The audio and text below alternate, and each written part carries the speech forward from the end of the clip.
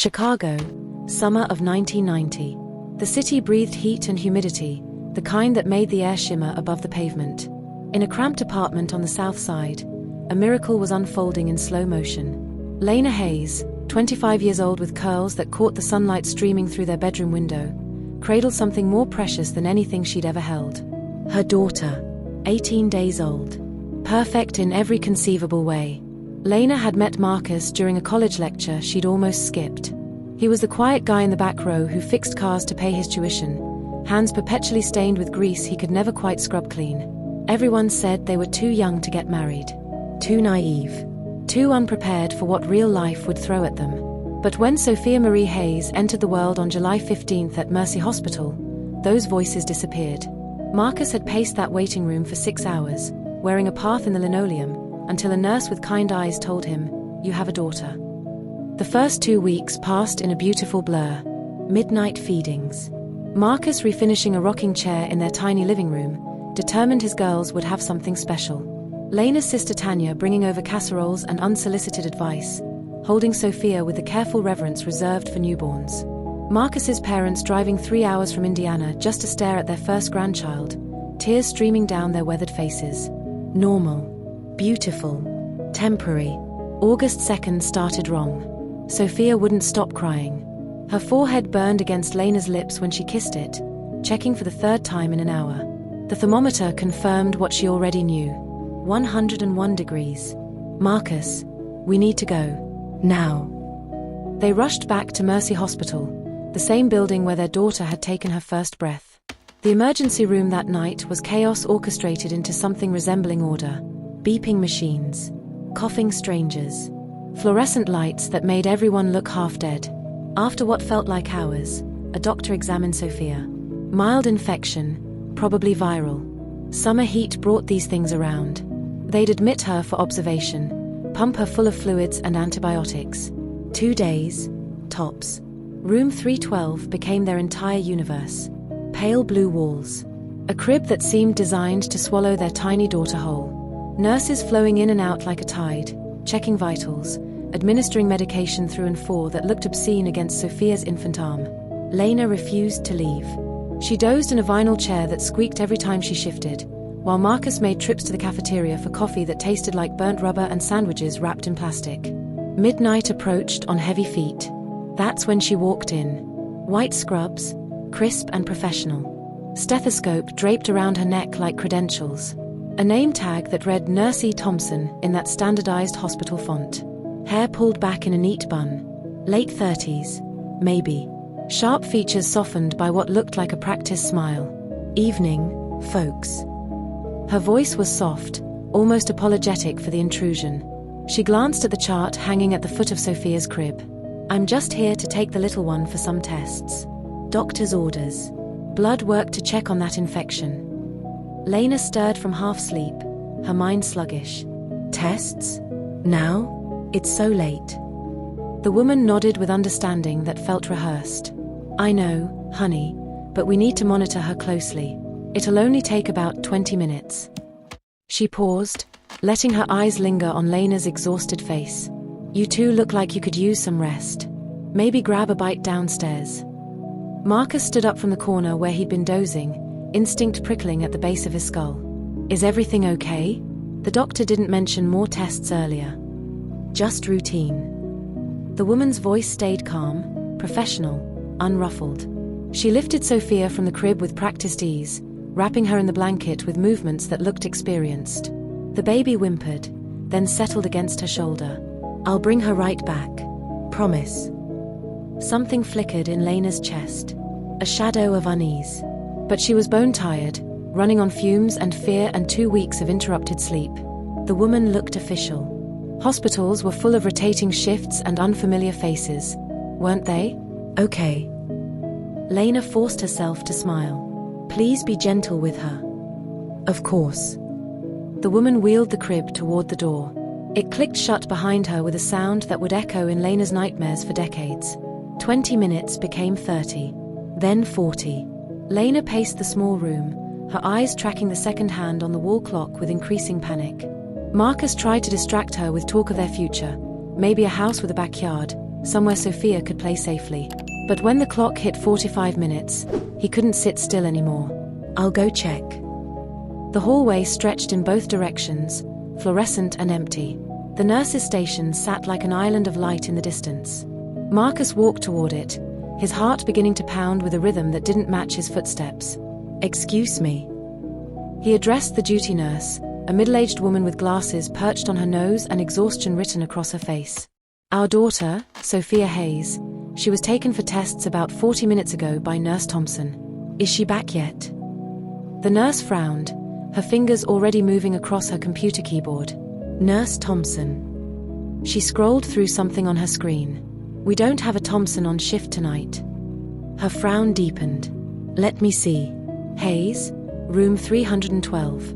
The last note here is vitals checked at 11:30. No tests ordered." The floor disappeared beneath Marcus's feet. "What?" His voice came out strangled. "She took our baby. She said it was for blood work." The nurse's eyes went wide.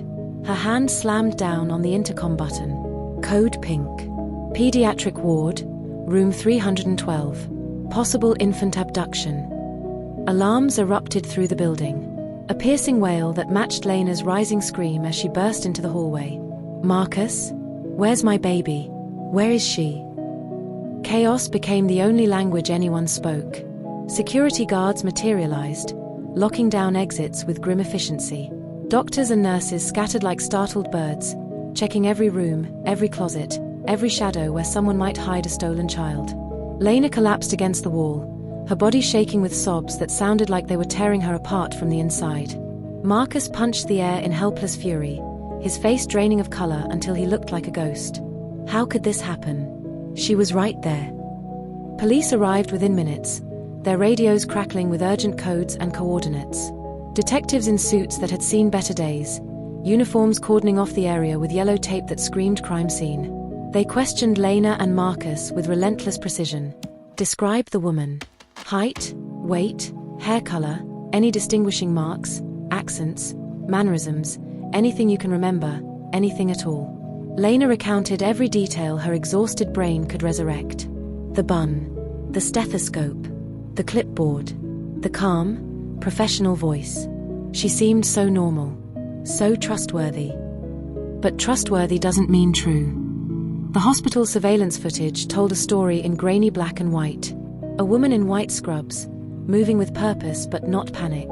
She lingered near the nurse's station, blending into the background like she belonged there. Anyone watching would have assumed she did. Then she slipped into room 312. When she emerged, she wasn't wheeling a crib. She carried a bundled infant in her arms, the blanket arranged to look casual, natural. A nurse taking a baby for routine tests. Nothing to see here. She walked briskly down a side corridor, deliberately avoiding the main elevators where cameras were more numerous. She knew the layout. She'd planned this. At a service exit, she paused for only a second before pushing through into the night. The door closed behind her, and Sophia Hayes vanished into the sweltering Chicago darkness. By morning, Sophia's face was everywhere. Every television screen, every newspaper, every radio broadcast. "Infant abducted from Mercy Hospital" screamed headlines in fonts designed for tragedy. Reporters materialized outside the Hayes apartment like mushrooms after rain, thrusting microphones and cameras into faces still ravaged by shock. "How are you coping? Any message for the abductor?" Lena couldn't speak. She sat in Sophia's nursery, clutching a pink blanket that still smelled like her daughter, rocking in the chair Marcus had refinished with such pride. Her sister Tanya tried to coax her into eating, drinking, sleeping. Nothing worked. Marcus transformed his grief into motion. He printed thousands of flyers, his hands shaking as he stapled each one to telephone poles across the city. He organized search parties with neighbors who barely knew them but showed up anyway, because what else could you do when something this terrible happened so close to home? But inside, where no one could see, Marcus was shattering. He spent nights staring at the ceiling, replaying that moment in an endless loop. The woman's calm voice. Lena's tired agreement. His own failure to stop it. Detective Carla Ramirez took lead on the case. Early 40s, sharp-eyed, with a reputation for never letting child abduction files gather dust. She sat in the Hayes' cramped living room the morning after, her notebook open, her voice firm but not unkind. "We're treating this as a non-family abduction." She met their eyes without flinching. The woman knew hospital procedures well enough to blend in. That suggests planning. Possibly someone who's worked in healthcare or spent time studying these environments. "We're pulling employee records, visitor logs, even janitorial schedules from the past 6 months." Lena's voice came out hollow. Do you think she wanted a baby of her own?" Ramirez chose her words carefully. "It's one possibility. Some abductors are driven by grief. Miscarriages, infertility, loss. But we're exploring every angle." The tip line opened, and the calls flooded in. Hundreds the first day. Thousands by the end of the week. A woman matching the description spotted at a grocery store in Milwaukee. A trucker reporting a crying baby in a car at an Indiana rest stop. Each lead sent Lena and Marcus spiraling between hope and despair. Every single one led nowhere. The community rallied at first. Neighbors brought food no one ate. Marcus's co-workers from the garage organized search parties that combed parks and abandoned buildings. Churches held vigils where candles flickered against the night and people who'd never met Sophia prayed for her return. A local artist painted a mural on the side of a corner store. An angel holding a baby, with Sophia written beneath in letters that wept. For a brief, beautiful moment, Chicago seemed to wrap its arms around the Hayes family. But cities have short memories when new tragedies demand attention. As weeks bled into months, the news crews packed up their equipment. The tip line grew quieter. Detective Ramirez still called with updates, but they were smaller now, less promising. "We interviewed a former nurse who was fired from Mercy last year. We're rechecking parking lot footage for a partial plate." No breakthroughs. No Sophia. Lena returned to her third-grade classroom in the fall because they needed the money, and staying home felt like drowning in silence. Her students sensed something was wrong. They drew pictures of babies and rainbows and left them on her desk with the solemn kindness only children possess. She smiled through tears and praised their artwork, but inside she was hollow, a shell going through motions. At night, she disappeared into websites dedicated to missing children, studying age-progressed images of kids who'd been gone for years, wondering if one day Sophia's face would appear there too. Wondering if her daughter would grow up not knowing her real name. Marcus channeled his anguish into advocacy. He volunteered with the National Center for Missing and Exploited Children, learning statistics that made his stomach turn. Most abducted infants are taken by women desperate to raise a child as their own. He attended support groups, sitting in circles with other shattered parents who spoke in hushed tones about birthdays never celebrated and milestones that existed only in imagination. Their marriage began to fracture under the weight. Arguments erupted over nothing. Who forgot to call the detective back? Whose turn it was to update the website they'd created? Marcus slept on the couch more often than in their bed. One night, Lena whispered into the darkness, tears soaking her pillow. "We should have stayed in the room. I never should have let her take Sophia." Marcus reached for her hand.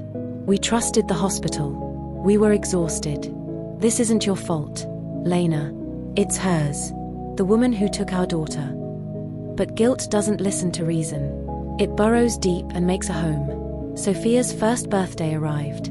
Lena and Marcus stood in Grant Park, releasing balloons into a grey August sky. White and pink, floating upward like prayers. Local news covered it briefly, cameras capturing their grief for the evening broadcast. They did it again on her second birthday. Then her third. Each year, the crowd grew smaller, the cameras fewer. By the time Sophia would have turned 5, the case had gone cold in everyone's eyes but theirs. Detective Ramirez retired, handing the file to a younger investigator named Jamal Brooks. He promised to keep it active, but resources were limited. New cases demanded attention. Old ones gathered dust despite the best intentions. Lena and Marcus moved to a smaller apartment farther north, unable to bear the nursery that still waited, empty and accusing. The crib was disassembled and stored in Tanya's garage, just in case. But they never stopped searching. The hospital surveillance footage told a story in grainy black and white. A woman in white scrubs, moving with purpose but not panic. She lingered near the nurse's station, blending into the background like she belonged there. Anyone watching would have assumed she did. Every August 2nd, they held a press conference at the police station, releasing new age-progressed images created by forensic artists. The sketches evolved with heartbreaking precision. A toddler with Lena's curls. A kindergartner with Marcus's serious eyes. A little girl blowing out candles on an imaginary cake. Lena started a blog, waiting for Sophia. She posted updates, memories, pleas for information. It became a quiet corner of the internet where other grieving parents found solace in shared pain. She answered every email, followed every possible lead, no matter how tenuous. Marcus took a management position at a larger auto shop, working brutal hours to keep his mind occupied. On weekends, he drove to neighboring states, distributing flyers at county fairs and shopping malls, learning to recognize the look of compassion fatigue in strangers who glanced at Sophia's photo and then quickly looked away.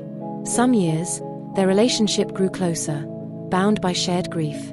Other years, they drifted apart, each retreating into private anguish too deep for words. Friends stopped inviting them to baby showers. The sight of other people's children growing up was unbearable. In 2000, when Sophia would have been 10, a major network aired a special on unsolved child abductions. The Hayes case featured prominently. Tips surged again. Over 2,000 in the first week. Detectives chased every single one. Nothing.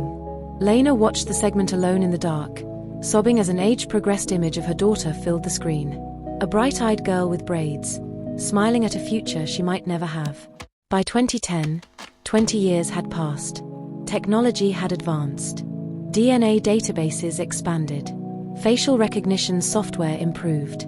Detective Brooks submitted Sophia's case to new national registries.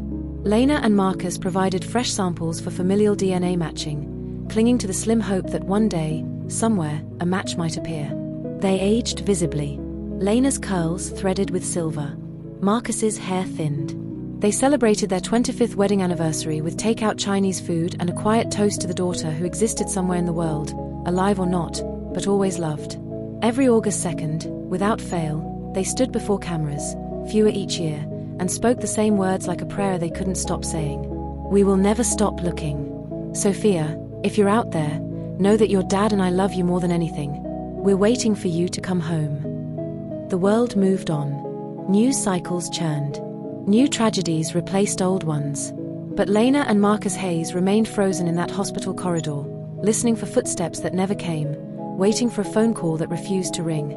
They didn't know that 3 hours away, in a quiet Ohio town, their daughter was turning 23, living a life built on secrets, and beginning to ask questions that would unravel everything. 3 hours east of Chicago, in Medina, Ohio, Victoria Lang sat in her car as dawn broke over empty streets. August 3rd, 1990. The air hung thick with the smell of cut grass and distant cornfields, small-town America waking up slowly. In the passenger seat, wrapped in a soft yellow blanket she'd bought weeks earlier, slept an infant who didn't belong to her. Victoria's hands gripped the steering wheel until her knuckles went white. Her heart hammered against her ribs so hard she thought it might break through. This was real. She'd actually done it. 38 years old. Unmarried. Childless. Not by choice. Never by choice. 4 miscarriages over the past decade, each one carving deeper into her soul until there was nothing left but an aching void where a family should have been. The doctors had finally delivered their verdict with clinical detachment, severe scarring, almost no chance of carrying a pregnancy to term. Her fiancé Robert couldn't handle it. 6 months after the last loss, he'd packed his things and said he wanted a normal family. Victoria never blamed him out loud, but inside, the abandonment festered like an infected wound. She'd worked as a nursing assistant at a Cleveland clinic for years. Just enough medical knowledge to understand hospital routines. Enough to plan what she'd done. For months, she'd watched mothers everywhere. In parks, grocery stores, waiting rooms. Women who seemed to take their babies for granted, who complained about sleepless nights and dirty diapers like they were burdens instead of miracles. Victoria told herself she would be better. She would love a child with every broken piece of her heart. She would give a baby the life it deserved. The fantasy hardened into obsession. Then obsession became action. She'd chosen Mercy Hospital because it was large, chaotic, far enough from home. She bought scrubs from a medical supply store, forged a name tag, practiced her calm nurse voice in the mirror until it sounded natural. She'd visited the maternity and pediatric wards multiple times, learning shift changes, noting which corridors had fewer cameras, studying the rhythm of the place. When she saw the exhausted young couple in room 312, Lena dozing in that uncomfortable chair, Marcus rubbing his bloodshot eyes. She knew. This was the moment. Now, as the sun climbed over Medina, Victoria gently lifted the sleeping infant from the car seat she'd installed the week before. The baby stirred, made a small sound, then settled against her chest. Victoria's breath caught. "Hello, Mia," she whispered. The name she'd chosen months ago, rolling it around in her mouth like a promise. Mia Reynolds. Reynolds had been her mother's maiden name. A fresh start. A new life. Inside the house, everything waited. The spare bedroom transformed into a nursery over careful weeks. Pale pink walls. White crib with lace bedding. Rocking chair. Shelves lined with stuffed animals and picture books still wrapped in plastic. Victoria laid the baby in the crib and stood watching her for what felt like hours, tears sliding silently down her cheeks. This was real. She was a mother now. The terror came in waves. The first few weeks were a delicate dance of routines and constant fear. Victoria had taken extended leave from her job, claiming a family emergency. She kept the curtains drawn during the day, avoiding neighbors' curious glances. She drove to grocery stores 2 towns over to buy formula, diapers, clothes, always paying cash. When anyone asked, she said Mia was her niece, left in her care after a family tragedy. People nodded sympathetically and didn't press. Small-town courtesy worked in her favor. Mia thrived. She was a calm baby, feeding well, sleeping in long stretches. Victoria sang constantly, old lullabies her own mother had sung, made up songs about blue skies and safe places. She took hundreds of photographs. Mia in her first bath. Mia smiling at a mobile. Mia asleep on Victoria's chest. She created a baby book, carefully dating every milestone, building a history that felt almost real. To any outsider, they were normal. Mother and daughter. But Victoria lived with constant anxiety humming beneath her skin. She avoided doctors at first, terrified of questions about birth records. When Mia needed vaccinations at 2 months, Victoria found a small rural clinic that accepted cash and didn't ask too many questions. She told the nurse Mia had been born at home with a midwife. A story she'd rehearsed until it felt almost true. The nurse raised an eyebrow but filled out the forms anyway. As months turned into years, Victoria grew bolder. She returned to part-time work at a Medina nursing home, bringing Mia to a local daycare run by an elderly woman who adored the quiet little girl with the big brown eyes. She enrolled Mia in preschool at 4, forging documents with practiced ease. By then, the Chicago abduction had faded from national news, reduced to occasional anniversary segments that Victoria watched with her heart in her throat, remote clutched in white-knuckled hands. Medina was perfect for disappearing in plain sight. A small town of around 8,000 in those early years, growing steadily but retaining its historic charm. Everyone knew everyone, but newcomers weren't rare. Victoria joined the library board, attended church on Sundays, baked cookies for school fundraisers. She became Vicky Lang and her sweet daughter Mia. Unremarkable. Reliable. People assumed Mia's father had died or left early on. Victoria let the vagueness stand, never correcting, never elaborating. Mia grew into a bright, affectionate child. She had features Victoria couldn't claim, those tight curls, that warm complexion, those eyes that tilted slightly at the corners. But Victoria never allowed herself to think about the biological parents. She'd buried that truth so deep it barely surfaced. She told Mia her daddy had been a soldier who died overseas before she was born. A tragic hero. Mia accepted it without question, hugging Victoria tighter whenever the story came up. Victoria poured everything into motherhood. Bedtime stories every night. Homework help at the kitchen table. Cheering at soccer games and school plays. She saved for Mia's future. College fund. Dance lessons. Braces when the time came. On birthdays, she baked elaborate cakes and invited the whole class. She took Mia on small vacations. Cleveland Zoo, Lake Erie beaches, Niagara Falls when Mia turned 10. Every moment was documented in photo albums labeled carefully by year. But there were cracks. Small ones that Victoria tried to ignore. At 6, Mia held up an album and asked, "Why don't we have any pictures of me as a really little baby?" Victoria's smile didn't waver. "The early photos got lost in a move, sweetie." Mia nodded and moved on. Victoria never spoke of Chicago. She avoided news about missing children, changed the channel quickly if an Amber Alert appeared. She told herself she'd saved Mia from a neglectful situation. Those parents had let a stranger take their baby, after all. In her mind, twisted by years of justification, she was the real mother, the one who stayed up with fevers, who kissed scraped knees, who loved without condition. By the time Mia entered middle school, Victoria had almost convinced herself the past was buried forever. She watched her daughter grow into a thoughtful young girl. Good grades, a few close friends, a love of reading and drawing. Mia had Victoria's careful nature, but a quiet confidence all her own. On Mother's Day, Mia made handmade cards with poems inside. "You are my everything. I'm so lucky you're my mom." Victoria kept every card in a special box under her bed, along with the yellow blanket from that first night and the forged name tag she'd worn at Mercy Hospital. Reminders she both cherished and feared. The past was buried, but not dead. It waited in that box, in those photos that started too late, in the lie that became their life. And one day, 23 years later, it would claw its way back to the surface. Mia Reynolds grew up believing Medina, Ohio was the center of the universe. The historic square with its red brick Victorian buildings. The annual candlelight walk at Christmas. Friday night high school football games under floodlights. These were the rhythms of her childhood, and they felt eternal. Victoria made sure of that. From the earliest age, Mia knew she was loved. Victoria never missed a school concert. She packed lunches with handwritten notes tucked beside the sandwich. "You've got this, sweetie." She sat on the floor for hours building elaborate Lego castles. Mia's friends envied her. "Your mom is so cool," they'd say when Victoria showed up with homemade cupcakes for the whole class. Mia beamed with pride. Yet even as a small child, there were moments when something felt slightly wrong. Like a piano note that was almost, but not quite, in tune. When Mia was 5, her kindergarten class made All About Me posters. The other kids brought newborn photos, wrinkled, red-faced babies in hospital bassinets, some still wearing tiny ID bracelets.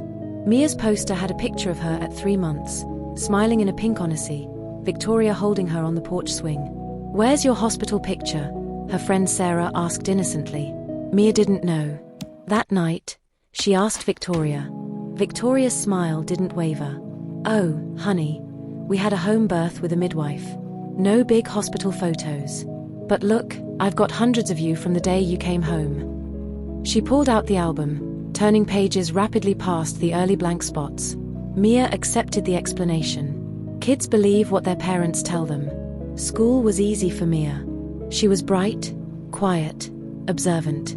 The sort of child teachers described as a joy to have in class. She loved books, losing herself in stories of orphans finding hidden families or secret gardens. Victoria encouraged it, filling her bedroom shelves with classics. But Mia noticed that Victoria always steered her away from news stories or TV specials about missing children. "Those are too sad for bedtime," Victoria would say, quickly changing the channel. Physically, Mia didn't look like Victoria. By age 10, she had thick, curly dark hair that resisted braids. Warm brown skin a shade deeper than Victoria's pale complexion. Eyes that tilted slightly at the corners. Features Victoria explained away with vague references to your daddy's side of the family. Mia never pressed. There were no grandparents to ask. No aunts or uncles dropping by. It was always just the two of them. A tight, self-contained world. Victoria worked steady hours at the local nursing home, enough to keep them comfortable but not wealthy. They lived in the same ranch house on a quiet street lined with maple trees. Mia's room stayed pink until she begged for lavender at 13. Victoria painted it herself over long weekend, humming old Motown songs while Mia handed her rollers and brushes. The teen years brought the usual turbulence. Mia discovered boys, music, and the intoxicating freedom of sleepovers at friends' houses where siblings argued loudly and parents seemed less watchful. At those houses, she saw family resemblances everywhere. Sisters with the same laugh. Fathers and sons sharing identical crooked smiles. When she looked in the mirror, she saw only herself. No echoes. One night at 15, after a fight with Victoria about curfew, Mia stormed to her room and pulled out the old photo albums in anger, searching for proof that she belonged. She flipped through page after page. Birthdays, Christmases, first days of school. But the albums began abruptly. There were no ultrasound pictures. No hospital bracelets. No proud parents holding an hours-old infant. The earliest photo was still that 3-month portrait. She asked Victoria again the next morning, voice trembling with teenage hurt. Victoria sat her down at the kitchen table, hands wrapped around a coffee mug. "Mia, some things are private. You were born at home, and it was complicated. There was a lot of bleeding. The midwife didn't take pictures. I was just glad you were safe." Her eyes filled with tears. "You are my miracle. That's all that matters." Mia hugged her, guilt replacing anger. She didn't want to cause pain. She dropped it. High school brought deeper friendships. Mia's best friend Jenna came from a big, chaotic family. 3 brothers, divorced parents, cousins always around. Jenna's house smelled of spaghetti sauce and dog fur. Mia spent as much time there as Victoria allowed. She loved the noise, the casual affection, but it also sharpened her awareness of what was missing in her own life. At 17, Mia started dating Tyler, a senior on the soccer team with an easy laugh and a beat-up Jeep. He accepted the no-dad story without question. When he asked to see baby pictures, everyone did eventually, Mia showed him the usual albums. Tyler flipped through them, pausing. "Man, you were a cute baby. But there's nothing before this one." Mia shrugged, forcing a laugh. "Mom says the early stuff got ruined in a flood in our old apartment." Tyler nodded, but she saw the flicker of curiosity. After that, she became expert at changing the subject. She graduated in 2008, near the top of her class. Victoria cried through the entire ceremony, clutching a bouquet of roses. Mia received scholarships to Kent State University, 40 minutes away. Close enough to commute, far enough to taste independence. She majored in graphic design, discovering a talent for turning ideas into images. Weekends, she came home to do laundry and eat Victoria's lasagna. College introduced her to people from everywhere. Kids with huge extended families who flew home for holidays. Others with complicated blended households. Mia listened to their stories and felt the gap widen. Her friends tried those online ancestry kits, uploading saliva samples and waiting for ethnic breakdowns and distant cousin matches. When they asked why she didn't join in, she mumbled something about not being interested. The truth was more complicated. She was afraid of what she might find, or not find. In her junior year, she took a psychology class on identity formation. The professor discussed adopted children searching for birth parents, the primal need to know where one came from. Mia sat frozen in the lecture hall, heart racing. That night, she searched late discovery adoptees on her laptop. Stories poured out. People learning in adulthood they were adopted. The shock, the anger, the relief. But Victoria had never used the word adopted. She'd always said Mia was hers. Full stop. Mia closed the browser, unsettled. After graduation in 2012, she moved back to Medina temporarily, saving money for an apartment in Cleveland where design jobs were plentiful. She worked part-time at a coffee shop, dated casually, and spent evenings with Victoria and a new rescue dog, a goofy golden retriever named Max. Life felt stable, if a little stuck. Then at 22, she met Derek at a friend's barbecue. He was 25, a mechanic with kind eyes and a steady presence. They clicked instantly. Long conversations about music, dreams, family. Derek came from a big Cleveland family, loud and affectionate. When he talked about his parents' 30th anniversary party, Mia felt that familiar ache. 6 months in, Mia discovered she was pregnant. The news terrified and thrilled her in equal measure. Victoria was overjoyed, immediately knitting booties and planning a nursery in the spare room. Derek proposed the same week the ultrasound confirmed a healthy girl. They married quietly at the county courthouse in spring 2013, with Jenna as witness and Victoria beaming through tears. Lily was born in July 2013. A perfect 7 pounds with a shock of dark curls. Holding her daughter for the first time, Mia felt a love so fierce it almost hurt. But something else stirred too. As the nurses weighed and measured Lily, snapping the standard hospital photos that would fill baby books, Mia watched Victoria cradle the newborn. And saw, for the first time clearly, how different they looked side by side. Lily's warm complexion, her tiny tilted eyes. None of it matched Victoria's fair skin and straight auburn hair.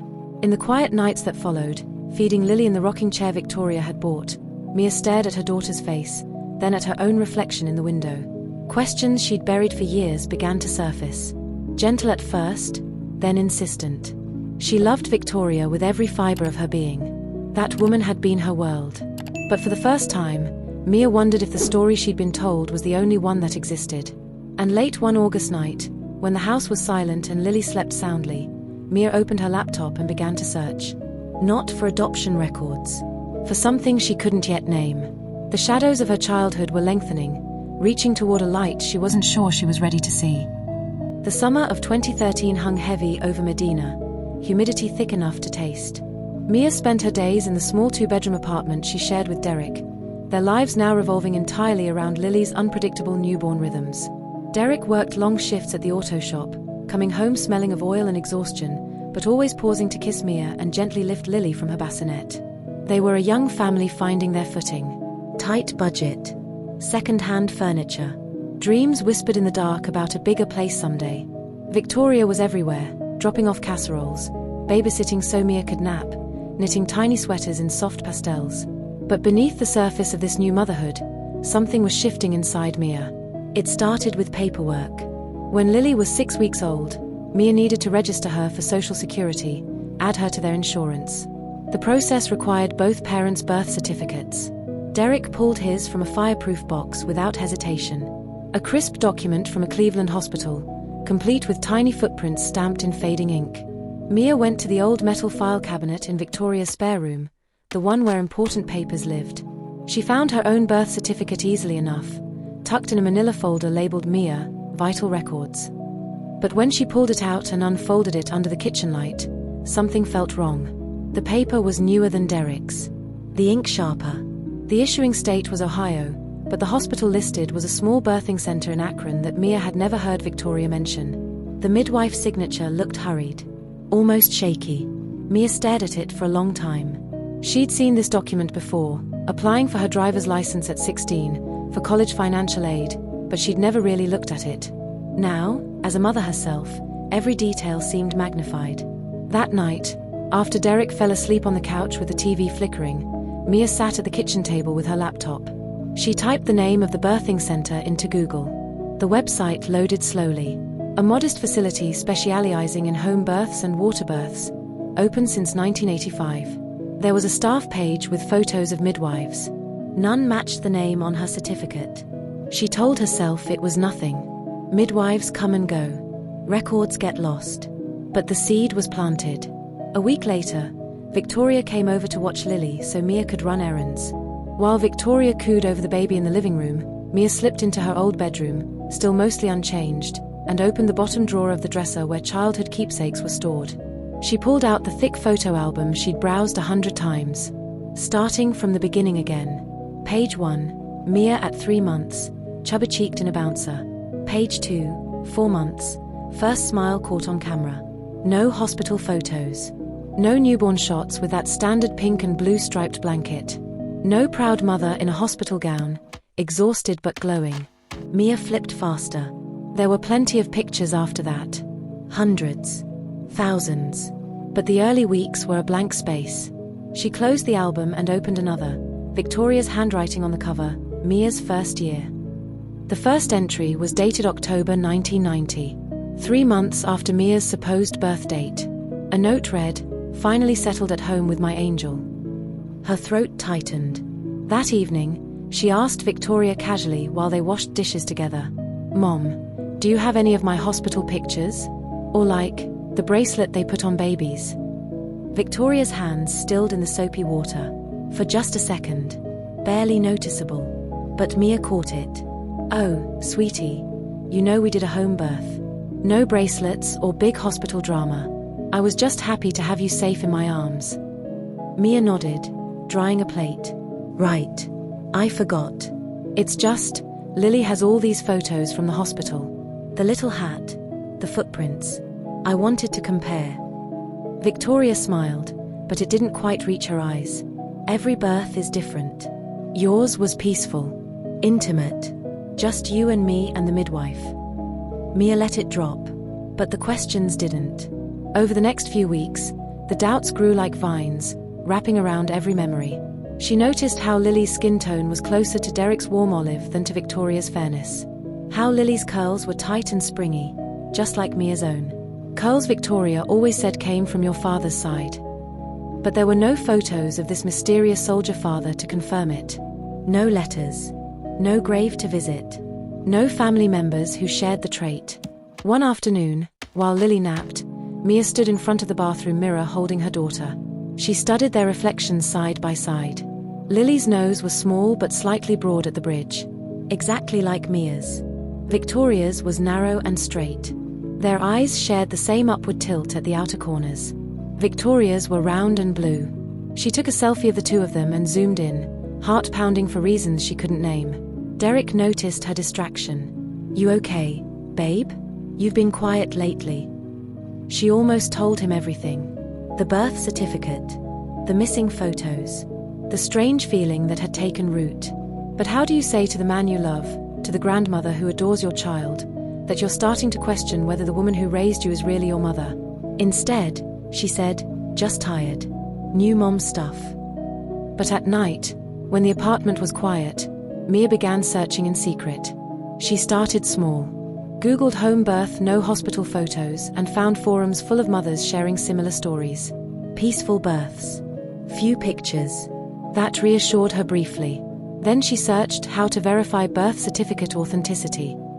Articles appeared about fraudulent documents. Warning signs, paper too new, inconsistent fonts, hospitals or midwives that no longer exist. Her stomach twisted. One night, unable to sleep, she typed a phrase that made her hands shake. "What if I was kidnapped as a baby?" The results flooded the screen. Stories of children abducted young, raised by captors, discovering the truth decades later. Some had been taken from hospitals. Some by women posing as nurses. Some never found. Mia's breath came shallow. She clicked on the website for the National Center for Missing and Exploited Children. There was a section for long-term missing children, with age-progressed images next to original baby photos. She hesitated, then typed in her own birth date. July 15th, 1990. Dozens of cases loaded. She scrolled slowly, heart hammering. Most were unfamiliar faces. Different features. Different stories. Then she stopped on one. A baby girl abducted from Mercy Hospital in Chicago on August 2nd, 1990. 18 days old. Name, Sophia Hayes. The original photo showed a tiny infant swaddled in a hospital blanket, dark hair peeking out. Next to it, an age-progressed image to age 23. A young woman with curly dark hair, warm brown skin, eyes tilted slightly at the corners. Mia stared. The resemblance wasn't exact. Age progressions never are. But it was close enough to make the room spin. The curls. The eyes. The shape of the face. She zoomed in on the baby photo. There was a small birthmark noted in the description, faint crescent shape on the left shoulder blade. Mia's hand flew to her own left shoulder. She had a birthmark there, pale, crescent-shaped. Victoria always called it her moon kiss. She closed the laptop quickly, as if someone might walk in and see. Her chest felt tight, her mind racing. It couldn't be, could it? For the rest of the night, she sat in the dark nursery, rocking Lily as tears fell silently. She loved Victoria more than anything. That woman had bandaged her knees, held her through nightmares, sacrificed everything for her. The thought of hurting her, of even considering this, was unbearable. But the seed had cracked open. Doubt was growing, fed by every missing photo, every evasive answer, every mirror reflection that didn't quite match the story she'd been told. Mia didn't know what to do next. She only knew she couldn't stop now. The truth, whatever it was calling to her across 23 years. And for the first time in her life, Mia Reynolds was ready to listen. Mia dove into online forums like someone drowning, searching for air. She found communities of adult adoptees, people who discovered their true identities late in life. They shared stories of mismatched medical records, unexplained gaps in family photos, the nagging feeling that something had always been wrong. She read until her eyes burned. She never posted, just lurked, absorbing pain and confusion that mirrored her own. She began comparing timelines with obsessive precision. Sophia was born July 15th, 1990. Mia's official birth date on the forged certificate was July 20th. The same summer. Close enough to blur if no one looked too hard. The abduction happened when the baby was 18 days old. If Mia was Sophia, she would have arrived in Medina around August 3rd or 4th. Victoria had always said they came home in early August after difficult delivery and recovery. Every coincidence felt like a hammer blow. One afternoon, while Lily napped and Derek was at work, Mia stood in front of the full-length mirror in their bedroom. She lifted her shirt and twisted to see the birthmark on her left shoulder blade. Pale, unmistakable crescent. She took a photo with her phone, hands shaking, then compared it to the description from the missing child database. Faint crescent-shaped mark, approximately 1 centimeter, left scapula. Identical. She sat on the edge of the bed and cried silently, phone clutched to her chest. The rational part of her brain fought back. Birthmarks aren't unique. Resemblances happen. Victoria loved her fiercely, would sacrifice anything for her. A kidnapper wouldn't do that. Would they? But the doubts were louder now. Mia started noticing things she'd ignored for years. How Victoria changed topics when certain things came up. Hospitals. Chicago. News stories about missing children. How there were no baby shower photos. No visitors from before. How Victoria had never encouraged ancestry tests or family tree projects at school. One night, after Victoria left following a long visit, Mia went to the spare closet where old boxes were stored. She found the one labeled Mia, baby things, and opened it carefully. Inside, tiny clothes, a rattle, the yellow blanket from her earliest photos. At the bottom, wrapped in tissue, was a small silver hospital bracelet. Not for a baby, for an adult. It read, Lang, V, postpartum. Mia stared. Postpartum. For a mother who had just given birth. But Victoria had always said it was a home birth. No hospital stay. Mia photographed the bracelet, hands ice cold, and put everything back exactly as she found it. She knew she needed more than coincidences. She needed proof. Late one September night, after researching for hours, she found the contact page for the NCMEC tip line. A toll-free number. Anonymous submissions encouraged. She stared at it for a long time. Finally, at 2 a.m., with Lily breathing softly in the baby monitor, Mia dialed from her cell phone. Heart pounding so hard she thought she might faint. A calm female voice answered. National Center for Missing and Exploited Children. How can I help you? Mia's mouth went dry. I think I might be a missing person. From a long time ago.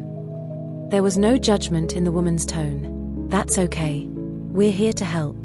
Can you tell me why you think that? Haltingly, voice barely above a whisper, Mia gave the details. Her birth date. The lack of early records. The birthmark. The case number she had memorized for Sophia Hayes. She didn't give her name or location. Not yet. The woman listened patiently. Thank you for sharing this. It takes a lot of courage. She paused. The details you've described do match an active case. The next step, if you're comfortable, would be a DNA comparison. We can arrange a simple cheek swab kit, mailed discreetly, or you can go through local law enforcement. Everything can stay confidential until you're ready. Mia's eyes filled with tears. What if the person who raised me is the one who took me? That's something we see in some infant abductions, the woman said gently. The important thing is your safety and your choices. We can connect you with counselors who specialize in this. You don't have to decide tonight. They talked for nearly an hour. The woman, her name was Karen, gave Mia a case reference number and a direct email. Call anytime, day or night. When Mia hung up, she felt both lighter and heavier than ever. The path forward was real now. No more hiding in the dark with browser tabs. But the fear was immense. Confronting this meant risking everything. The only mother she had ever known. The stable childhood. The identity she had built.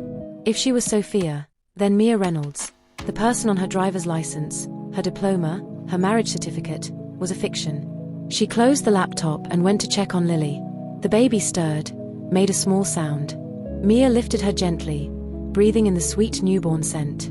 Holding her daughter grounded her. Whatever the truth was, she would face it. For Lily's sake as much as her own. Her daughter deserved to know where she came from. And maybe, after 23 years, so did Mia.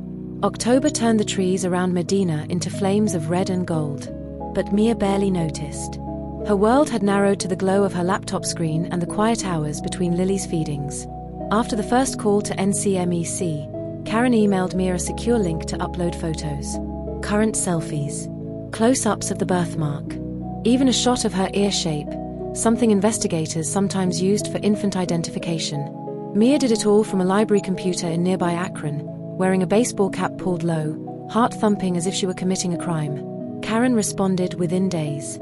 The physical markers you've shared are consistent with Sophia Hayes' known identifiers. We strongly recommend a DNA test. It's the only way to be certain. Mia stared at the email for hours. Certainty.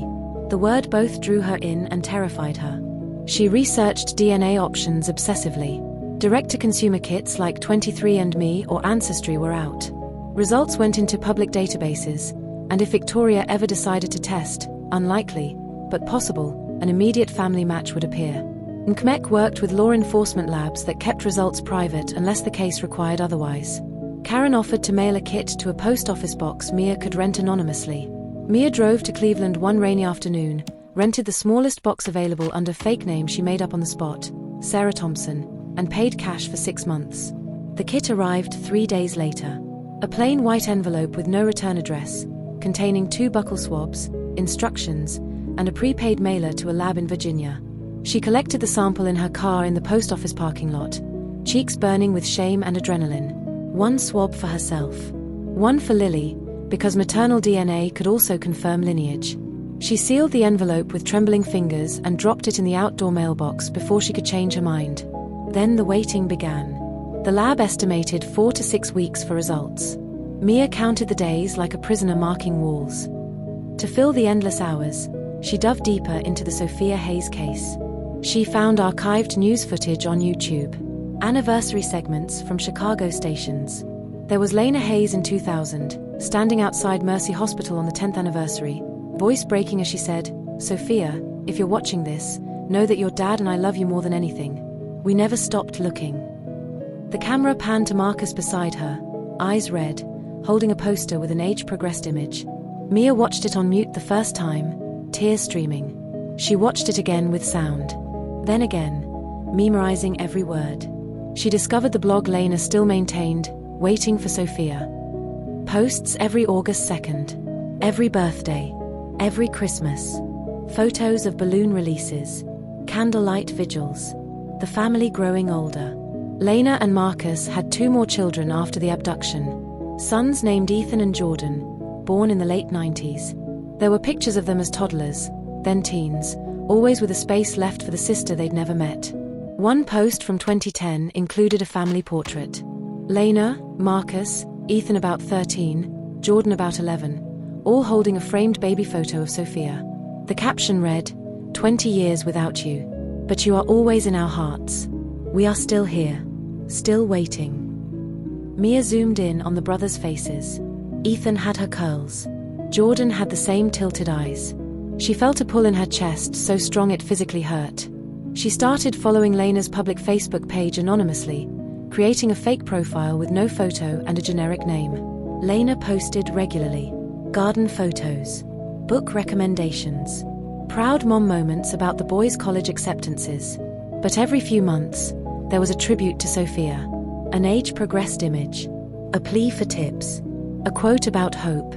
Mia read them all, often late into the night, crying silently so Derek wouldn't hear.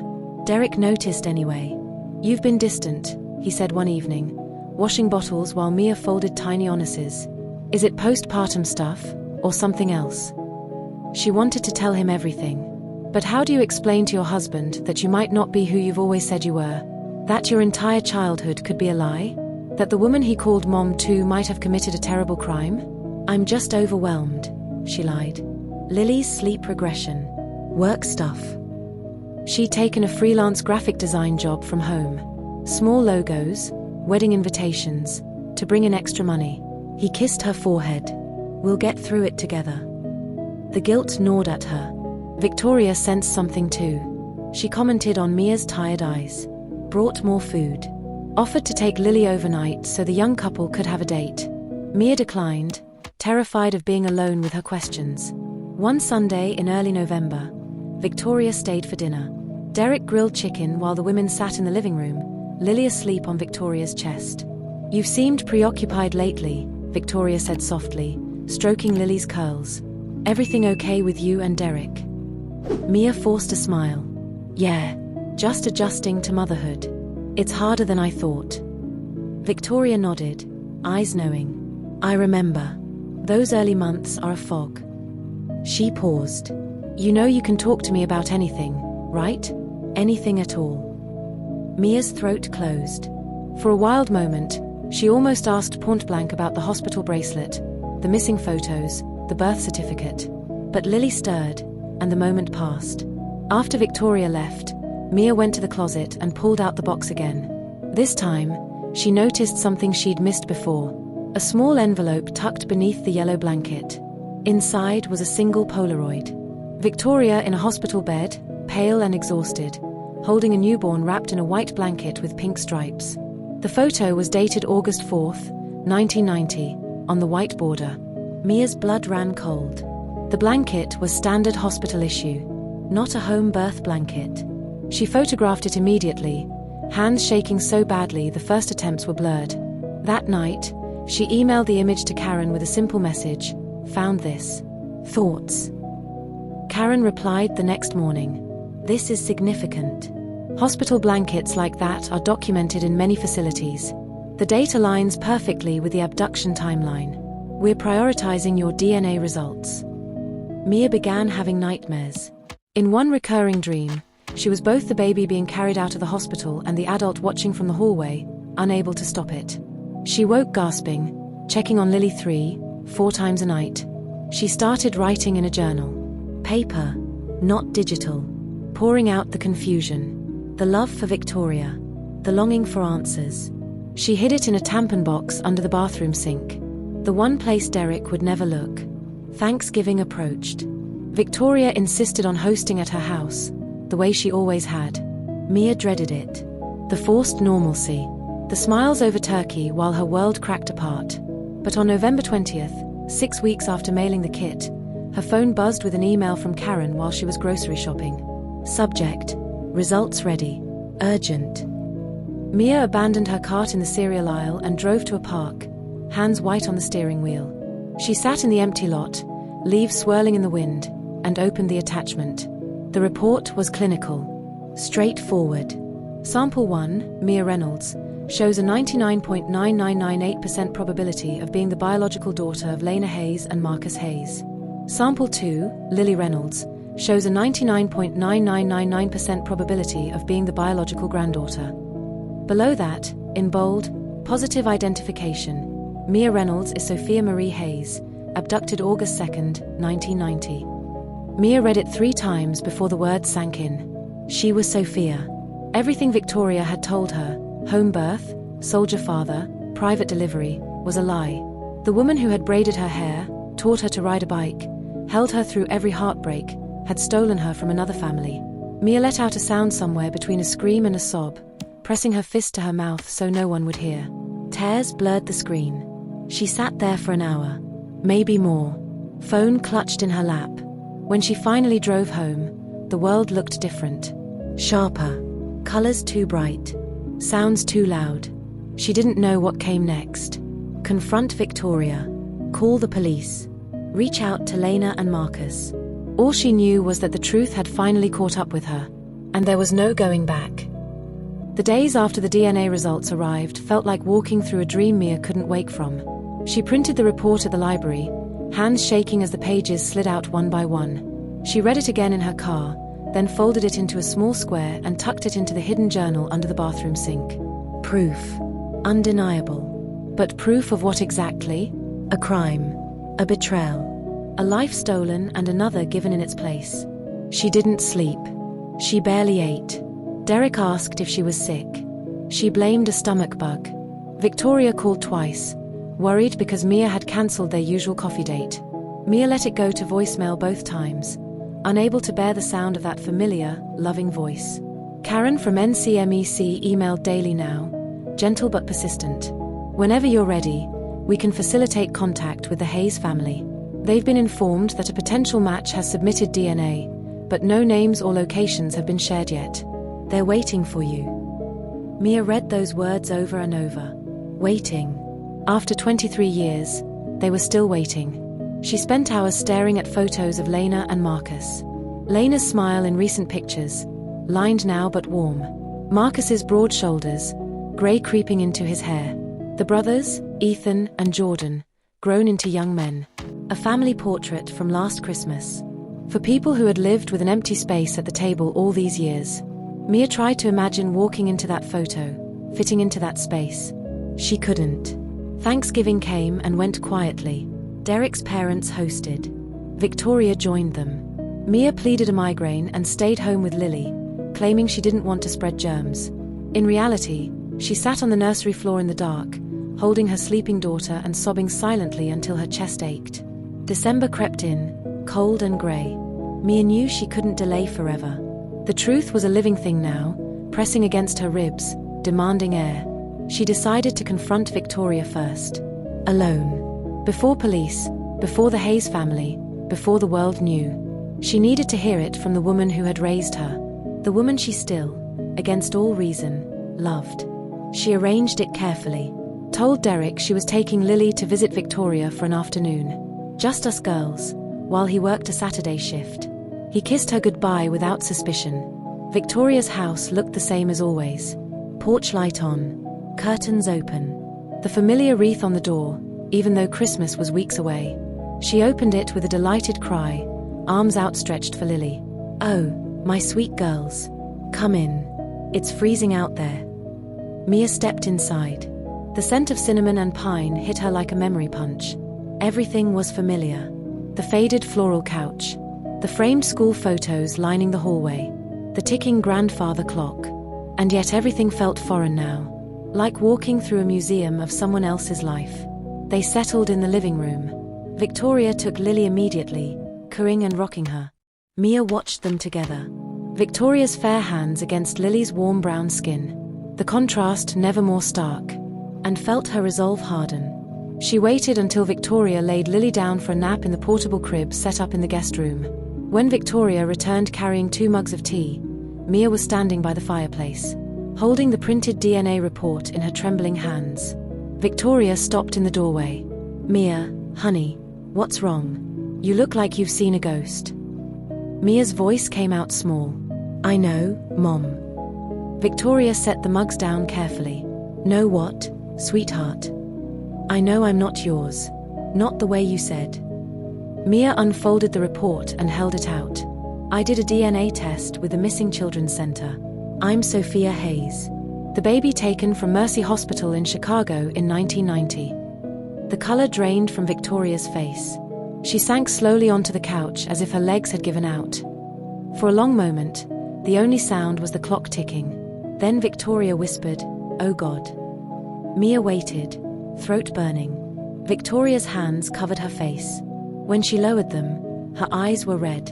"I knew this day might come. I prayed it wouldn't. But I knew." The confession spilled out in fragments, voice breaking. She told Mia about the miscarriages. For losses, each worse than the last. About the doctor saying she'd never carry to term. About Robert leaving because he couldn't bear the emptiness. About the nights she drove aimlessly, watching happy families in parks, feeling the ache like a physical wound.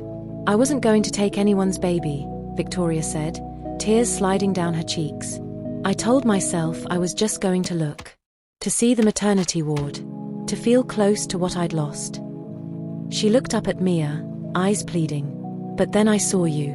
Sophia. In that room. So tiny, so perfect. And your parents, they looked so tired. They let me take you for tests." She paused. It felt like the universe was giving me a sign. Mia stood frozen, arms wrapped around herself. "I didn't plan it," Victoria continued. "Not really. But once I had you in my arms, walking out, I couldn't stop. I told myself your parents were young. They could have more children. That I would love you more.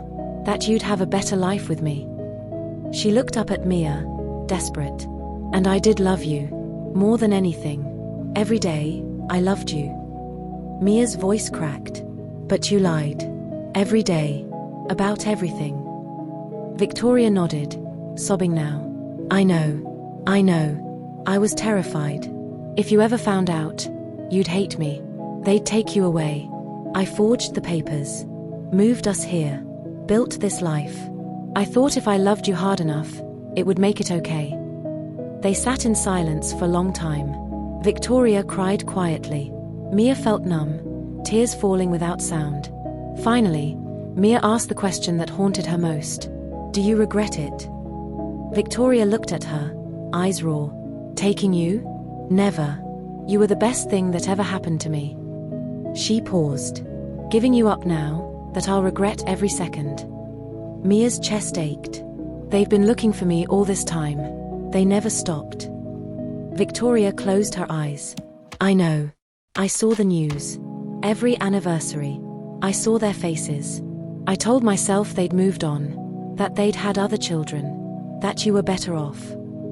Mia shook her head. You don't get to decide that for someone else. Victoria reached out a hand, then let it fall. What happens now? Mia's voice was steady despite the storm inside. I don't know. I need time. But the police will be involved. Nkmek already knows. Victoria's face crumpled. Will they arrest me? I don't know, Mia whispered.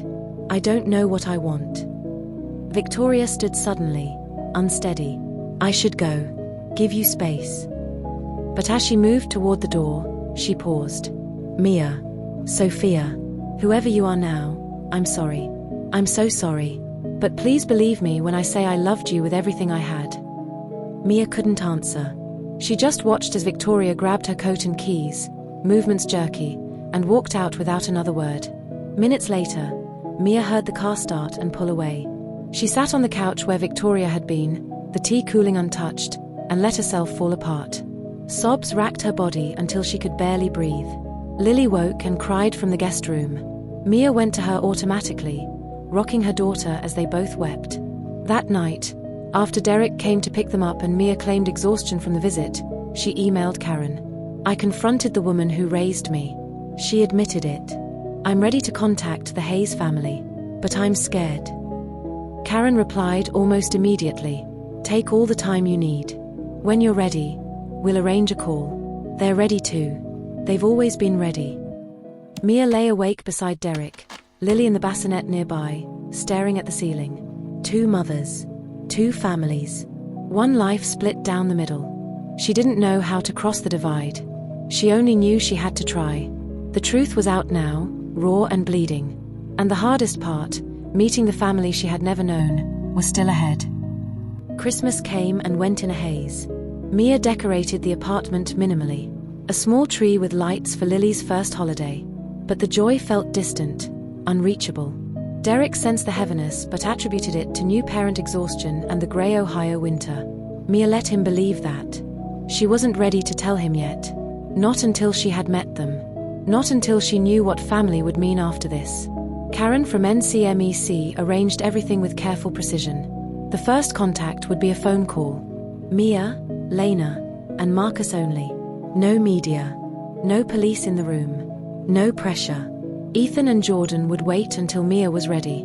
A counselor from the center would be on the line silently, ready to step in if emotions became too much. The call was scheduled for Saturday morning in early January 2014, when Derek would be at work and Lily down for her nap. Mia prepared like she was going into battle. She showered, dressed in her favorite soft sweater, made coffee she didn't drink. She sat at the kitchen table with her phone on speaker, a box of tissues nearby, and the counselor's direct line as backup. At 10 a.m. sharp, the phone rang. Unknown. Chicago number. She answered on the third ring, voice barely above a whisper. Hello? A pause. Then a woman's voice, trembling but warm. Hi. Is this Mia? Mia's throat closed. Yes. This is me. Another pause, filled with soft breathing that sounded like crying trying not to be crying. This is Lena. Lena Hayes. A deeper voice in the background. Male. Steady. And Marcus is here too. We've waited so long for this call. Mia closed her eyes. Tears slipped out immediately. I know. I'm sorry it took me so long. No, Lena said quickly. No apologies. We're so grateful you're safe. That you called. They talked for over 2 hours.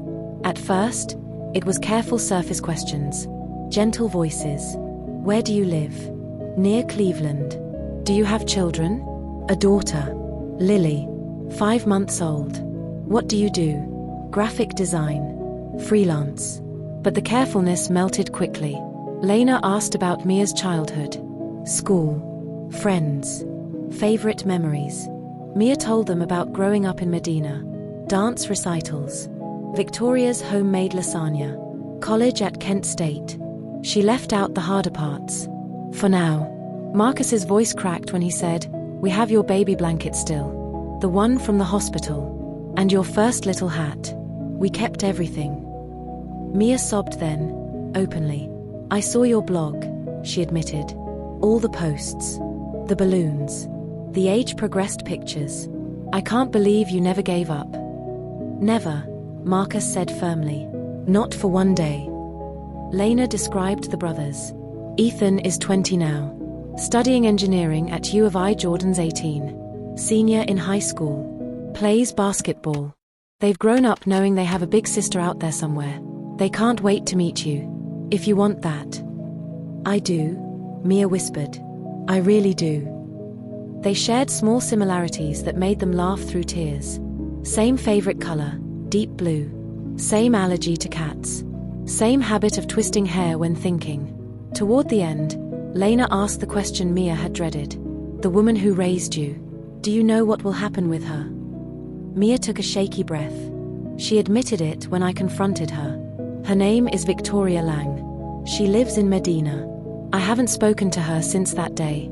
I think the police will get involved soon." The line went quiet for a moment. "We don't want to take anything from you," Lena said softly. "Whatever relationship you have with her, it's yours to decide. We just want you in our lives. However you're comfortable." Mia cried harder at that. No demands. No anger. Just open arms after 23 years of pain. They ended the call with a plan. An in-person meeting in February. Neutral ground. A hotel conference room in Columbus, halfway between Chicago and Cleveland. Nkmek would facilitate. Counselors present. Mia could bring Derek and Lily if she wanted. The Hayes would bring Ethan and Jordan. After hanging up, Mia sat motionless for a long time, staring at the phone. She felt drained. Raw. But also lighter than she had in months. Like a door had finally opened. She told Derek that night. They put Lily to bed early, then sat on the couch with glasses of wine. Mia started from the beginning. The doubts after Lily's birth. The late-night searches. The DNA test. The confrontation with Victoria. She showed him the report. The photos. The blog. Derek listened without interrupting, face shifting from confusion to shock to deep sadness. When she finished, he pulled her into his arms and held her while she cried again. "I can't believe you went through this alone," he said against her hair. "Why didn't you tell me sooner?" "I was scared," she admitted. "Scared you'd think I was crazy. Scared of what it meant for us. For Lily." He pulled back, eyes serious. "We're in this together. All of it. The meeting.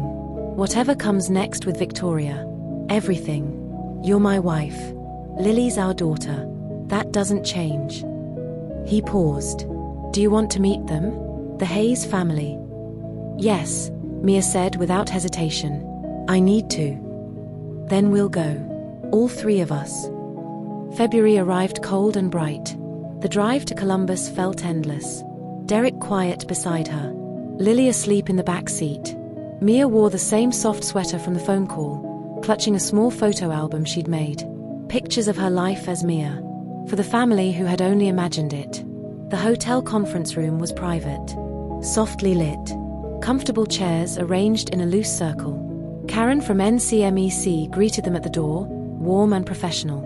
"Take your time," she said. "No rush." The Hayes arrived 10 minutes later. Lena entered first. She looked just like her photos. Curly hair now threaded with silver. Warm brown eyes brimming with tears. She stopped when she saw Mia, hand flying to her mouth. Marcus was right behind her, taller than Mia expected. Eyes red. Then the brothers. Ethan, lanky and serious. Jordan, bright with an athletic build and a shy smile. No one spoke for a long moment. They just stared, taking each other in. Then Lena moved first. Slowly, as if afraid Mia might vanish. "Sophia," she whispered. "Can I?" Mia nodded, tears already falling. Lena enveloped her in a hug that felt like coming home and leaving home all at once. She smelled of vanilla and lavender. Mia clung to her, sobbing into her shoulder. Marcus joined, his strong arms wrapping around both of them. "My girl," he murmured. "My baby girl." The brothers hung back until Mia reached out a hand. Ethan took it first, squeezing gently. "Hey, big sister." Jordan hugged her next, lifting her slightly off the ground. "We've been waiting forever." They settled into chairs, passing Lily around like a precious gift. Lena couldn't stop touching Mia's face, tracing her cheekbones, her curls. "You're so beautiful," she kept saying, "just like I imagined." They talked for hours. Stories poured out. Lena's pregnancies with the boys, how they'd left a stocking out every Christmas for Sophia. Marcus's advocacy work with missing children organizations. Ethan's engineering projects. Jordan's basketball championship. Mia showed them her album. Baby photos, the earliest ones at 3 months. School pictures. Graduation. Her wedding to Derek. Derek told stories of meeting Mia, proposing after Lily's ultrasound. The brothers asked about her childhood, careful around the topic of Victoria. Mia answered honestly. "It was happy. She loved me, but it was built on a lie." Lena nodded, eyes understanding. "We don't have to talk about that now. There's time." As the afternoon faded, they took photos. Dozens of them. The first full family portrait in 23 years. Lena, Marcus, Mia, Ethan, Jordan. With Derek holding Lily in front. When it was time to say goodbye, no one wanted to let go. Hugs lasted minutes. Promises to talk daily. To plan visits. Driving home, Mia watched the sunset in the rearview mirror. Lily asleep again. Derek's hand on her knee. "I have 2 families now," she said quietly. Derek squeezed her hand. "And room for both." She didn't know what the future held. Legal proceedings for Victoria. Navigating dual identities. Explaining to Lily one day. But in that moment, with her daughter breathing softly in the back and her husband beside her, Mia felt something she hadn't in months. Hope. The stolen baby had come home. Not to replace the life she'd lived, but to weave it into something larger. Something whole. The years that followed the reunion were a delicate balancing act, like walking a tightrope strung between 2 worlds. In the spring of 2014, Victoria Lang was arrested quietly at her home in Medina. NCMEC and the Chicago Police Department had coordinated with local authorities after Mia's DNA confirmation and Victoria's partial confession. Charges were filed: kidnapping, forgery, and custody interference. The news broke locally first, then nationally. Infant stolen from Chicago Hospital in 1990 found after 23 years. Abductor charged. Mia watched the reports from her apartment, volume low so Lily wouldn't wake. Victoria's mugshot appeared on screen. The woman who had braided her hair, taught her to bake cookies, cried at her wedding, looking small and defeated. Mia turned the TV off and cried for an hour. The trial was held in Chicago the following year. Mia testified, voice steady despite the trembling in her hands. She told the court about the loving childhood, the homemade birthdays, the bedtime stories, but also the lies, the missing origins, the erased identity. Victoria pleaded guilty to reduced charges in exchange for a lighter sentence. 12 years, eligible for parole in 8. Before sentencing, Victoria asked to speak to Mia one last time. In a small room at the courthouse, guards nearby. She looked older, thinner, eyes hollow. "I don't expect forgiveness," she said quietly. "I know what I took from you, from them. But I need you to know, I never stopped loving you. Not for one day." Mia nodded, tears falling. "I know you did. In your way. But love doesn't excuse stealing a life." They didn't embrace. Mia left the room without looking back. Victoria was sent to a women's facility in Ohio. Mia visited twice in the first year. Short, awkward meetings across a table. Mostly silence. After that, contact faded to occasional letters. Mia kept them in a box, unread for months at a time. Forgiveness came slowly, in pieces, never complete. Meanwhile, the Hayes family folded Mia into their lives with a gentleness that healed old wounds. Weekly video calls became daily texts. Lena sent care packages, books, homemade jam, clothes for Lily in sizes she'd grow into. Marcus taught Mia to grill steaks over FaceTime, arguing good-naturedly about seasoning. Ethan and Jordan became the big brothers she'd never had. Ethan helping with her laptop when it crashed. Jordan sending silly memes and basketball highlights. They spent their first Christmas together in 2014 at the Hayes home in a Chicago suburb. Mia, Derek, and Lily flew in for a week. The house was warm with lights and laughter. Stockings hung on the mantel. One labeled Sophia, for the first time in decades. Under the tree were gifts wrapped in paper saved from years past, waiting. Lily, now 18 months old, toddled between legs, delighted by the chaos of aunts, uncles, cousins. Marcus's siblings had come too. Mia watched her daughter sit on Lena's lap, curls identical, and felt something settle deep inside her. That night, after Lily was asleep, Lena led Mia to a room at the end of the hall. It had been preserved like a shrine. Pale yellow walls. A crib with faded bedding. A mobile still hanging above it. On the dresser were the hospital blanket, the tiny hat, the ID bracelet reading Baby Girl Hayes. "We kept it for you," Lena said softly, "whenever you were ready." Mia touched the blanket, fingers tracing the worn fabric. "I'm ready now." They cried together quietly, holding each other in the room time had frozen. Over the years, Mia and Derek moved closer. First to Cleveland proper. Then in 2018, to a house just outside Chicago. The commute was longer for Derek's job, but he insisted. Family's worth it. Lily started preschool near her grandparents, calling Lena Nana and Marcus Pop. Mia legally changed her name to Sophia Mia Hayes Reynolds. A hyphenated bridge between past and present. She kept Mia for work. Clients knew her that way, but Sophia felt right in family settings. Like slipping into a coat that had always been waiting. She became an advocate herself, speaking at NCMEC events, sharing her story to give hope to other families. "I was gone for 23 years, she'd say, "but I came home, and so can your child." Lily grew up knowing both grandmothers. Nana Lena, who baked pies and read endless books, and Grandma Vicky, who sent cards from prison with careful, loving messages. When Victoria was paroled in 2022, Mia met her once for coffee in a neutral diner. They talked for an hour. Surface things. Weather. Lily's school plays. It wasn't reconciliation, but it was peace. Enough. By 2025, Lily was 12, a bright, confident girl with her mother's curls and her father's easy laugh. She knew the whole story, told gently in pieces as she grew. She asked questions. Processed. Accepted. "I have two grandmas who love me in different ways," she said once, shrugging like it was the most natural thing in the world. But there were still moments when the weight of it all caught up to Sophia. Moments when she'd look at old photos, herself at 5, at 10, at 15, and wonder who she would have been if she'd grown up as Sophia Hayes from the beginning. Would she have been the same person? Different? Would she have pursued graphic design, or something else entirely? These questions had no answers. They existed in a parallel universe she could never visit. Derek found her one evening in their bedroom, sitting on the floor surrounded by two sets of photo albums. One labeled Mia 1990 to 2013.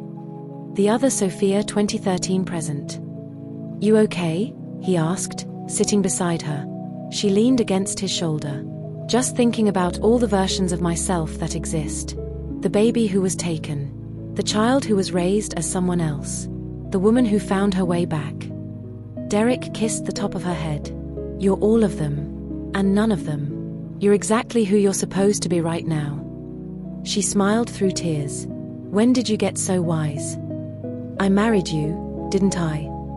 That summer, the Hayes family held a celebration. 25 years since Sophia came home.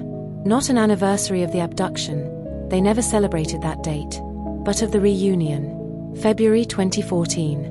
The backyard of Lena and Marcus's house was filled with people. Extended family, friends, colleagues from NCMEC, other families whose missing children had been found, inspired by Sophia's story.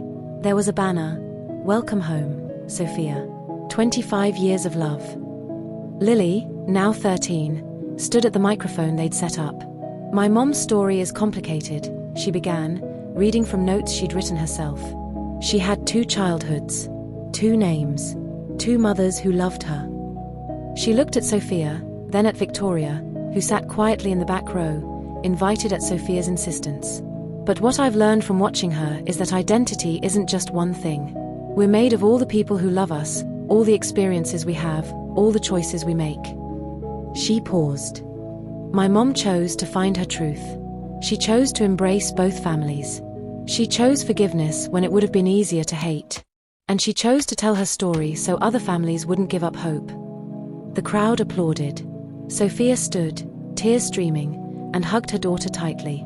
Later, as the sun set and fireflies began to blink in the twilight, Sophia found herself standing between 2 circles of conversation. On one side, Lena and Marcus laughed with Ethan and Jordan, who are now grown men with careers and partners of their own. On the other side, Victoria sat alone on a bench, watching from a distance. Sophia walked over and sat beside her. They didn't speak for a long time.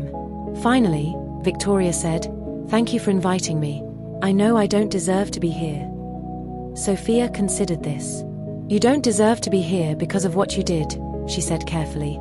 "But you're here because of who I choose to be. And I choose to remember that you loved me, even if that love was twisted up with something terrible." Victoria nodded, fresh tears falling. "I spent 23 years justifying what I did," she said. "Telling myself you were better off.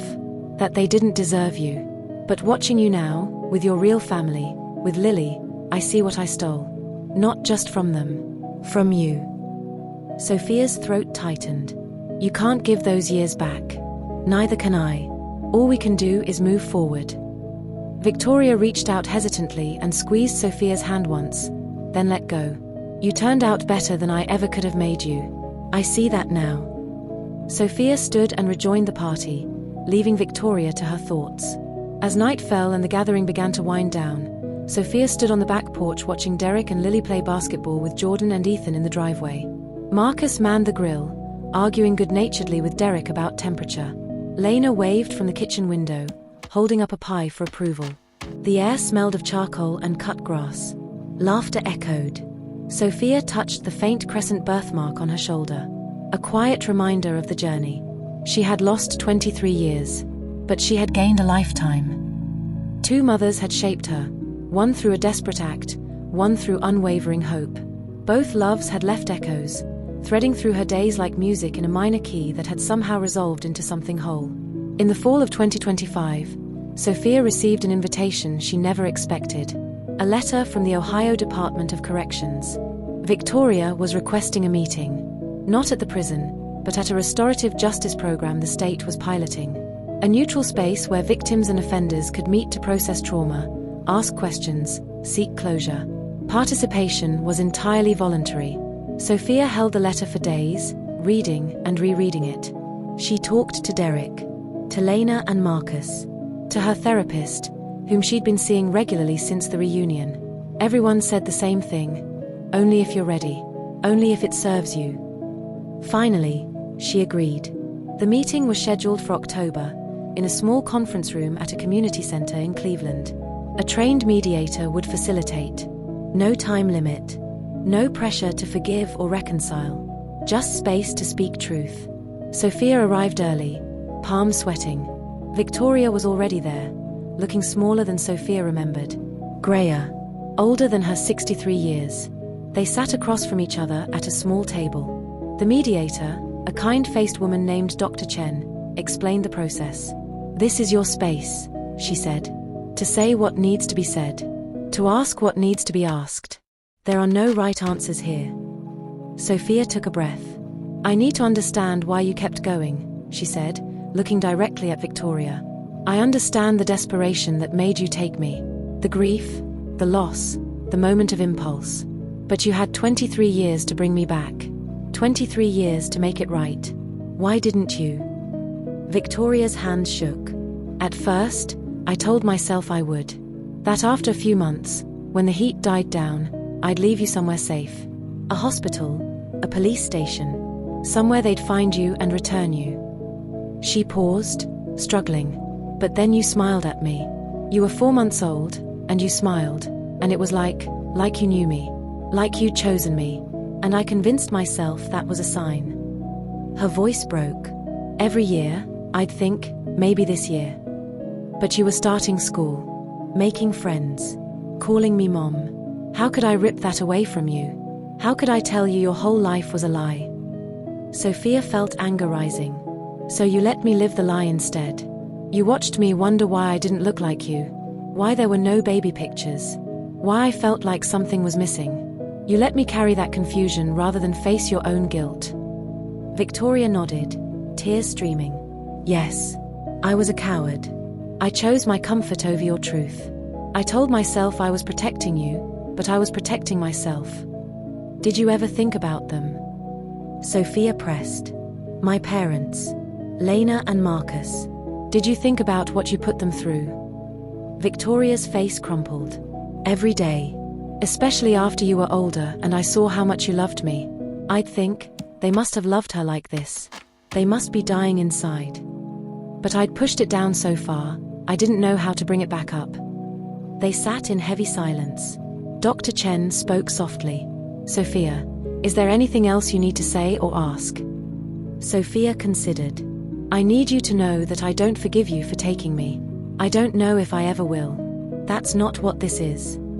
She paused, choosing her words carefully. But I forgive you for loving me.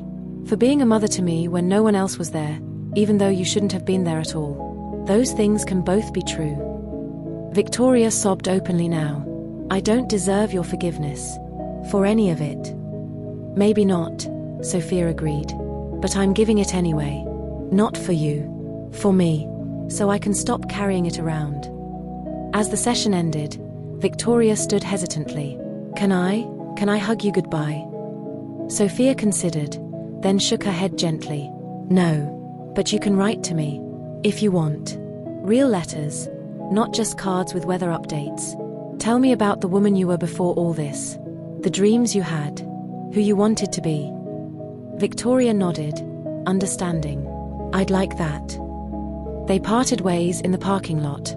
Sophia watched Victoria's car disappear, then sat in her own for a long time. She felt lighter. Not healed. Healing wasn't a destination, but moving towards something that felt like peace. That Thanksgiving, both families gathered at Sophia and Derek's house for the first time. It was Sophia's idea, though it terrified her. Lena and Marcus flew in from Chicago with Ethan, Jordan, and their respective partners. Victoria came too, bringing a pumpkin pie she'd baked herself. The house was controlled chaos. 3 generations.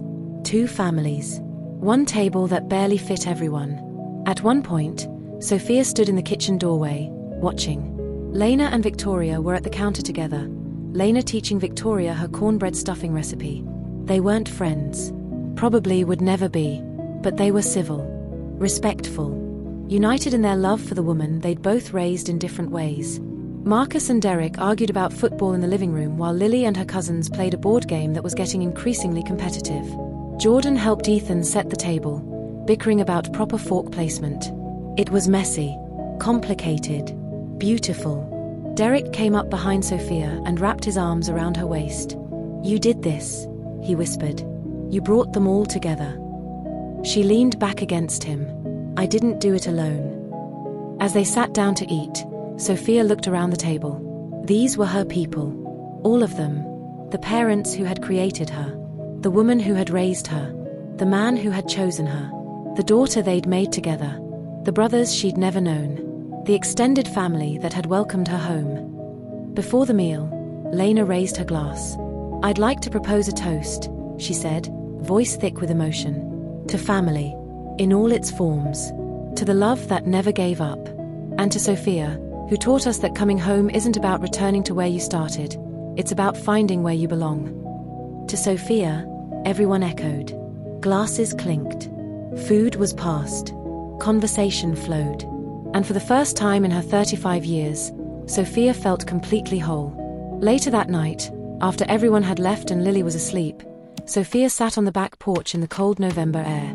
She thought about the baby who'd been carried out of Mercy Hospital in 1990. The child who'd grown up as Mia Reynolds in Medina, Ohio. The young mother who'd discovered the truth. The woman she'd become after finding her way home. They were all her. Every version. Every name. Every moment. She pulled out her phone and opened her email. There was a message from Karen at NCMEC. Hi Sophia. Hope you and your family had a wonderful Thanksgiving. I wanted to let you know that 3 families reached out this week after hearing you speak at our conference last month. 2 have credible leads they're following up on. 1 has already confirmed a match through DNA. They keep asking how to thank you. I told them living their truth the way you have is thanks enough. You've given so many people hope, including me. With gratitude, Karen. Sophia smiled, tears blurring the screen. She typed a quick reply. That's exactly why I keep telling the story. So no one gives up. So every lost child knows there's a way home. Thank you for never giving up on me. She hit send and looked up at the stars. Somewhere out there, another family was waiting. Another child was searching. Another truth was waiting to be found. And because of her story, they would keep looking. She stood and walked back inside, where Derek was loading the dishwasher and humming off-key. Come to bed, he called. Long day. Best day, she corrected, wrapping her arms around him from behind. In the nursery down the hall, Lily's room, though she was far from a baby now, a nightlight glowed softly. On the dresser sat 2 framed photos. One, baby Sophia in the hospital, wrapped in that pink-striped blanket, Lena's exhausted, joyful face beside her. The other, 3-month-old Mia in Victoria's arms on a porch swing in Medina, both smiling at the camera. 2 beginnings. 1 life. Infinite possibilities. Sophia was all of it. She was none of it. She was exactly herself. She turned off the lights and climbed into bed beside her husband, grateful for the complicated, messy, beautiful family she'd fought so hard to understand. The stolen baby had come home. Not to one place, but to herself. And in the end, that was the only home that mattered. She closed her eyes and slept peacefully, the ghosts of the past finally quiet. Tomorrow would bring new challenges, new questions, new moments to navigate between the worlds she inhabited. But tonight, she was simply Sophia Mia Hayes Reynolds. Daughter, mother, wife, sister, survivor, whole.